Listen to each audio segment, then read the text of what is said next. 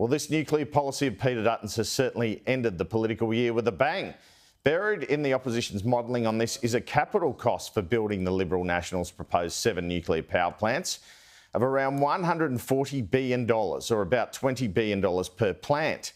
This figure can be deduced because the Frontier Economics report says that the capital cost of building the plants is $10,000 per kilowatt, and the opposition has said they are going to build 14 million kilowatts of nuclear power. Opposition sources yesterday put the construction cost figure at closer to $120 billion. The report claims Labor's renewables plan will cost $595 billion from 2025 to 2051, and Peter Dutton's plan with nuclear coal for longer and renewables will cost $331 billion.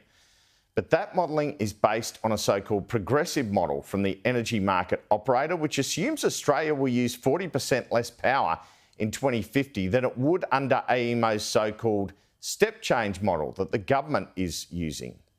The Frontier Economics report says, quote, "The modelling ensured that the net zero target was met by 2050 and in fact it achieves a lower rate of average emissions faster than AEMO's approach and maintains a lower rate of emissions thereafter." That's the claim about the nuclear plan. It goes on, for AEMO's step change scenario using nuclear power, the total NEM system costs can be reduced by $150 billion, from $594 billion to $446 billion, or about $5.5 billion a year. The inclusion of nuclear power in the NEM in the step change scenario is 25% cheaper than AEMO's renewables and storage approach. AEMO consider the step change the most likely outcome and presents a world where there is rapid growth in electricity demand, accelerated by the assumed electrification of many services currently provided by fossil fuels, mainly coal, gas and oil, and rapid development of wind, solar and energy storages to meet the associated demand growth. Well, under the progressive model the opposition's using, it's claiming 38% of Australia's power can be powered by nuclear. The government believes there are massive holes here.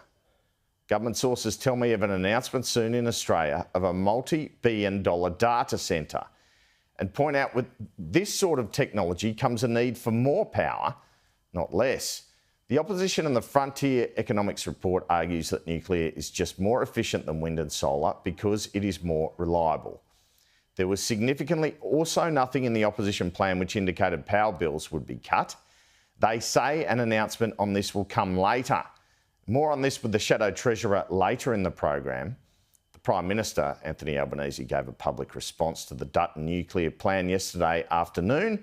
Labor plans to hammer this plan all the way to the election, is my understanding. I don't know where you get the idea of cheaper from, because there's no costings out there from Peter Dutton saying what the cost will be for consumers. All there is a dodgy plan which suggests that there'll be 40% less energy usage than what the experts tell us what there will be. And so this is a mob that couldn't even get the time right yesterday when they were releasing this policy. They had people online waiting for it to click in because they didn't know the difference between Australian Standard Time and Daylight Saving Time, who want to tell us that they're going to build all these nuclear reactors.